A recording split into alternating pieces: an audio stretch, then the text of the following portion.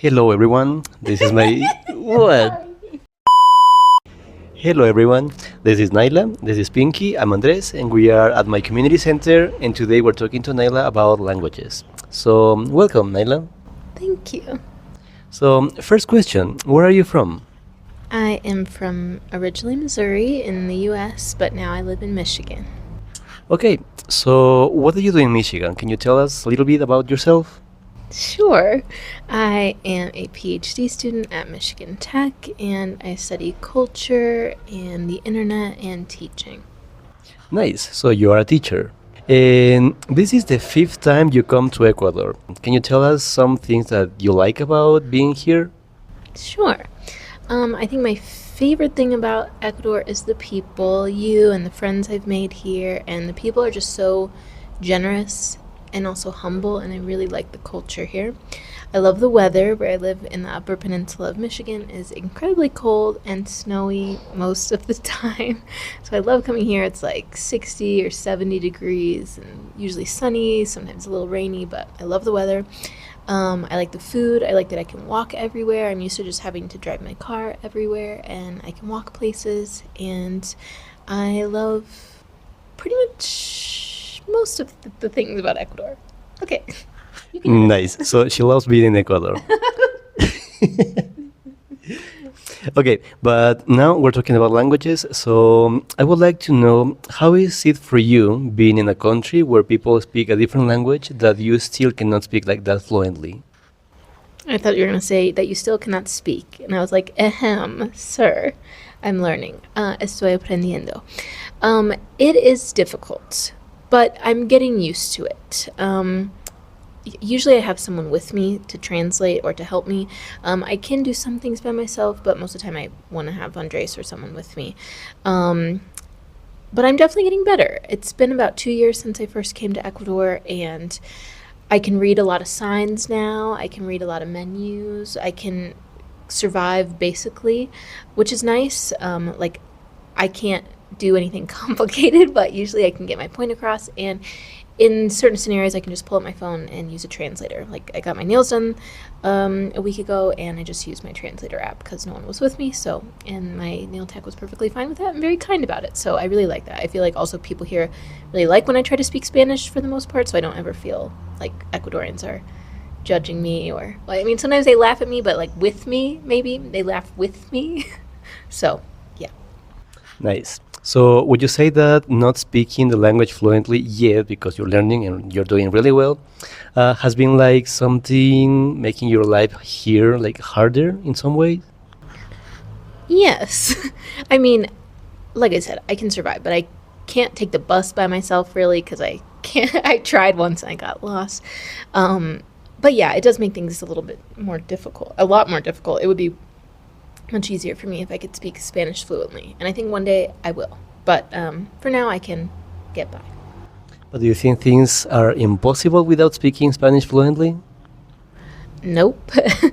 Not at all. I'm here, and you can always use a translator or have someone with you. Definitely not. I mean, this is my 5th time here, and I don't speak Spanish very well. So, yes, you can 100% come here and get by. Especially, I feel like when you go to Quito, there's more and more things that are touristy, and so it's a little bit easier to handle. Yeah. Mm-hmm. Nice. But also in the US, in Michigan, where you work and study, you are in contact with people from different countries, different places, so not all of them speak English as their native language. So how do you feel when you speak to people who speak that way, English as a second language?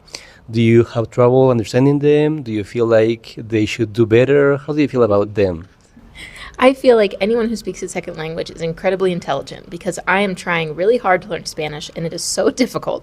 So if anyone speaks English even decently, I am completely impressed, especially for people whose native languages don't come from like a Romance language or like a Latin-based alphabet. I am floored by them. So do I usually have trouble understanding them?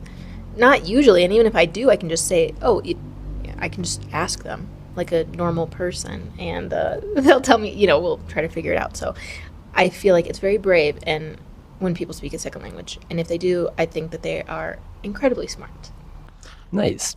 So that also raises a question. As a native speaker, do you expect from people to speak perfect English to have a conversation with them, or do you think it's not like that necessary?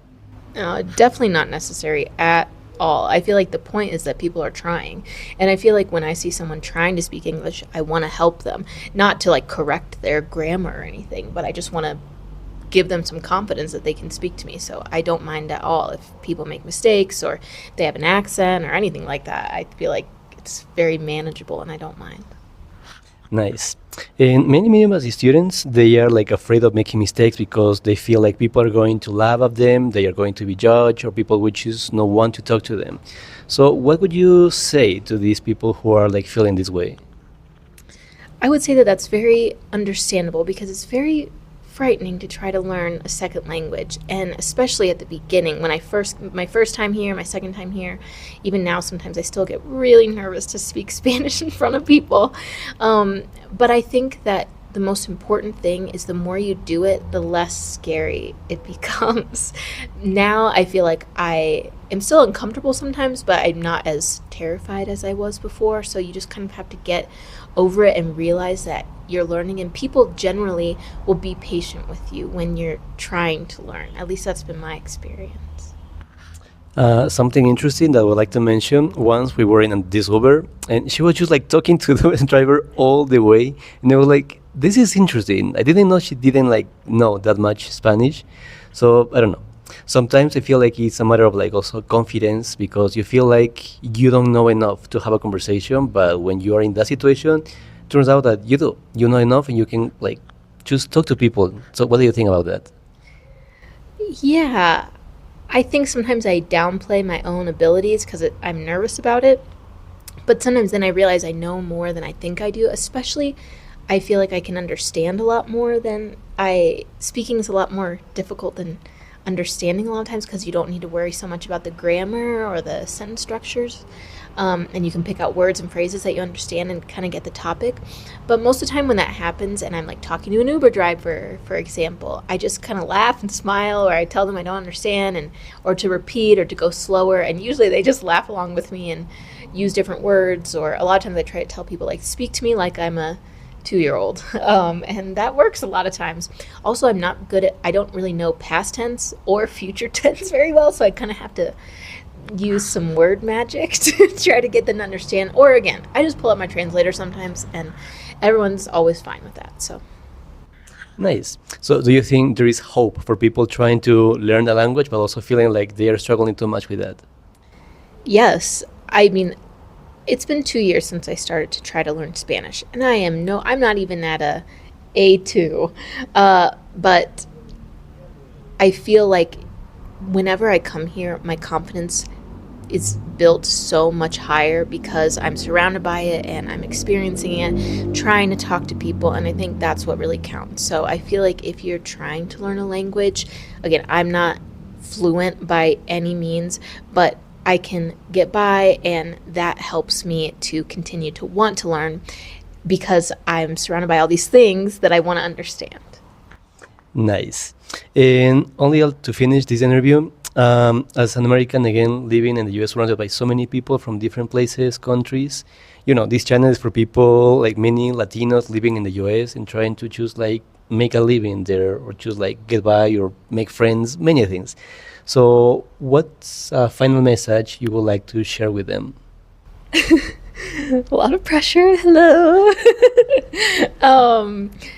I guess I would say that if you're living in the US and you're struggling to learn English, I think that there are a lot more people who want to help you than maybe you realize. Most people there, I know that there are some horror stories and it can be really nerve-wracking, but I think most people there want people from different places to feel welcome, and we want to help you communicate and feel comfortable. And so I think that if you are struggling to learn English, doing what you're doing, watching videos, taking lessons, studying grammar, just practicing even a little bit is gonna help so much. So if you're there and you're trying, keep going, because I think it's gonna be worth it, and there are a lot of people there that are glad you're in the US, like me. Thank you. It was really, really nice having you here, and thank you for being in this interview. Bye. This is Nila, this is Pinky, I'm Andres, and we are at my community center. So, I forgot. Esto no es comida. Yo tampoco soy comida. Señor.